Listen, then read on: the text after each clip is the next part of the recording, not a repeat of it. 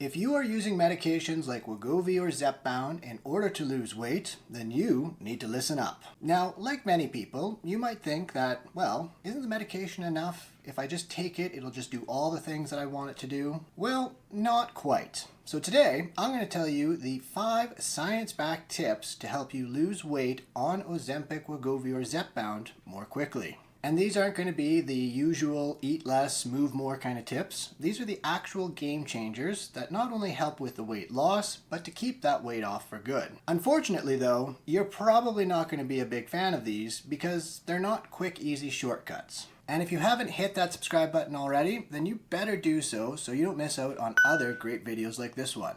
If losing weight was just about finding the perfect diet plan or exercise routine, well, you wouldn't be here and I wouldn't have a job. Unfortunately, we are dealing with an inconsolable child. That is your irrational, emotional, and hedonistic primal brain. Primal brain, lizard brain, whatever you want to call it, it fundamentally doesn't want you to lose weight. It doesn't want you to cut out the sweets, and it really doesn't want you to become more active and go do hours and hours of cardio at the gym. It wants you to eat all of the chocolate, be as lazy as possible, and do all the Netflixing and chilling you can because those things feel good. I don't know anybody that has ever had to force themselves to watch Netflix. Now, losing weight might be one of our goals, but the real goals are to 1. Improve your health, and 2. To learn how to manage your primal brain.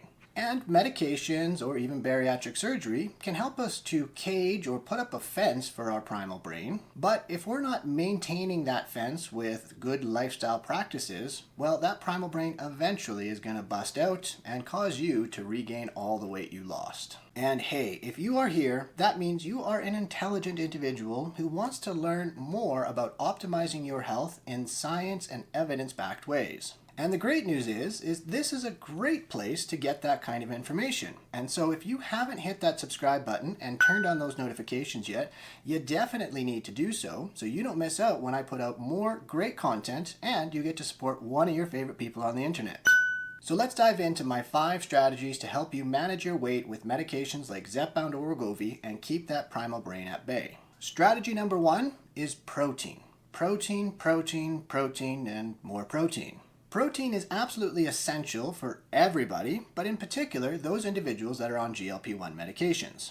Not only does protein help to keep us fuller for longer, so we consume less food, but if your body needs carbs or fat, it can take protein and convert it into those 2 macronutrients. But most importantly, protein helps us to build and preserve lean muscle tissue. And muscle is our main metabolic engine. More muscle equals higher metabolism, even when you're just sitting around and doing that Netflix and chill. And I can pretty much guarantee that whatever amount of protein you're currently getting in, you need to try and get more. But make sure you do so slowly and gradually. Incorporate it step by step, meal by meal. Don't go from 100 grams of protein to 150 grams of protein overnight. You want to aim for about 30 grams of protein at each of your meals and about 20 grams of protein at your snacks. And it's really important that you start eating lots of that protein earlier in the day so you don't have to play catch up later in the day. And yes, animal proteins are really great sources, so chicken, beef, pork, you name it. Eggs, Greek yogurt, but you can also look at things like tofu, edamame, lentils, legumes, and so on. As for the protein shakes, protein bars, protein whatever, yes, you can also incorporate those. Those are perfectly fine, there is nothing wrong with them,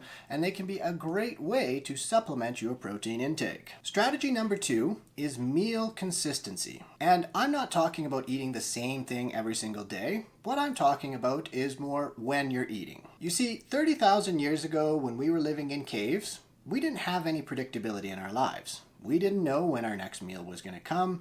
We didn't know if it was going to rain or not, although we still don't really know that. But fundamentally, we lived in a world of chaos. And so our primal brain is used to being in that world. But really, what it wants is it wants that predictability. It wants to know when is that next meal coming so I don't need to freak out and get you to go hunt and gather for hours on end in order to find some food. And so we want to create routine. We want to make it predictable as to when you're going to be having meals, when nutrients are going to be coming into the system, so that we can best manage that hunger, but also keep that primal brain good and happy. And I'm sure everybody watching this video has experienced some degree of hangriness and will know though, you do not make the best decisions when it comes to your nutrition and health when you're hangry. And so if we can be more consistent with our meals and the nutrients that are going into the system, we can help to manage that and help us to make more nutritious choices through the day.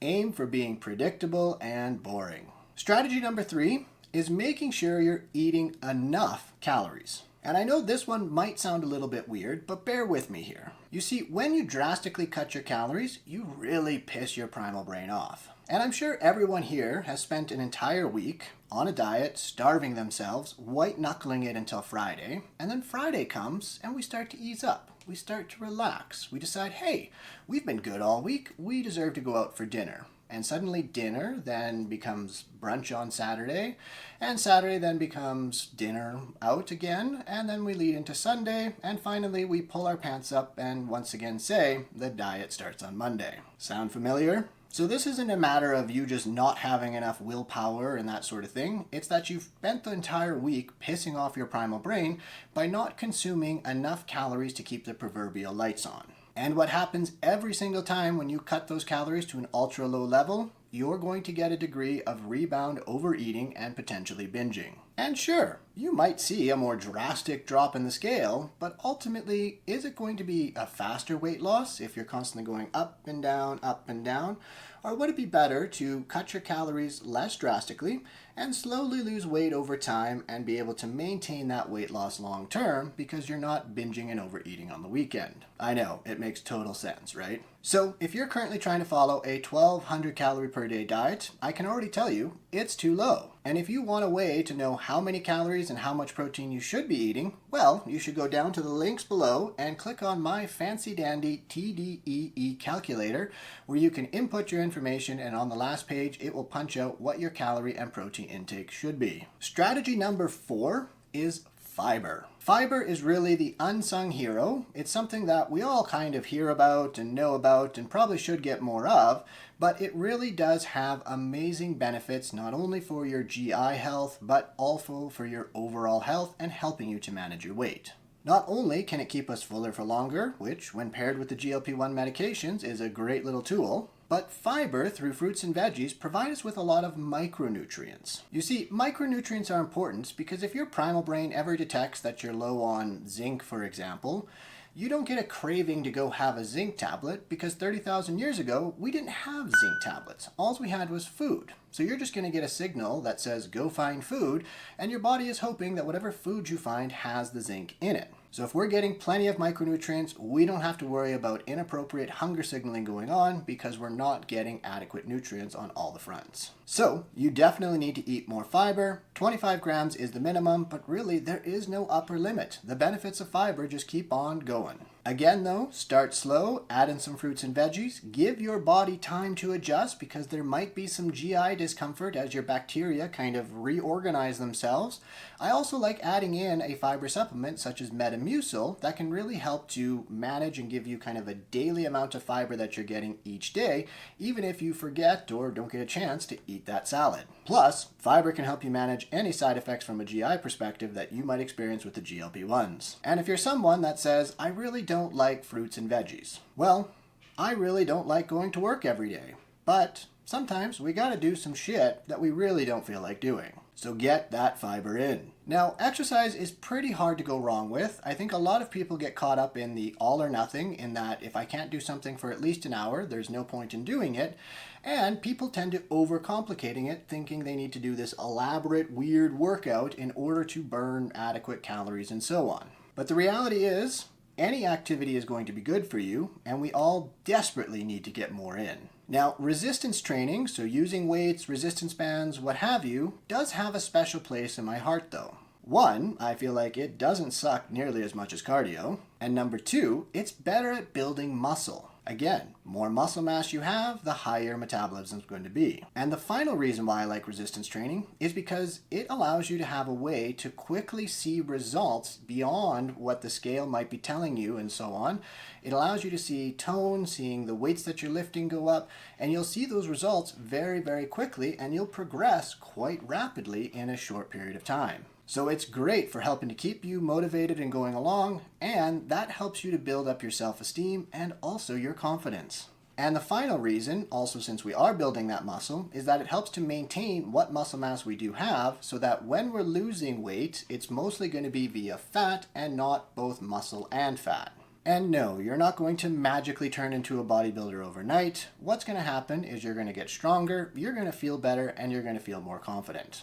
Again, just start where you're at. Start slow, get in 5 minutes here. You don't need to do a full hour. Start and build over time. And if you're doing walking now, what you might want to do is add weights to your hands while you're walking to further help build that upper body strength. You don't necessarily need to go to the gym and actually lift weights. There's lots of other creative ways in order to do resistance training. And because I'm feeling particularly generous today, I'm going to give you a sixth and final strategy that is going to help you to manage your weight in the long term. And that is consistency. In fact, this might be the most important factor because without consistency, everything else that I've already talked about is pretty much useless. Consistency is going to be the key to your progress. And it's kind of like investing, except we're investing in the life and the health of you. And what we're doing is we're doing a small action every single day consistently until it builds and builds and builds and eventually compounds to give us our big fat outcome for when we reach retirement. And the more consistent that you are,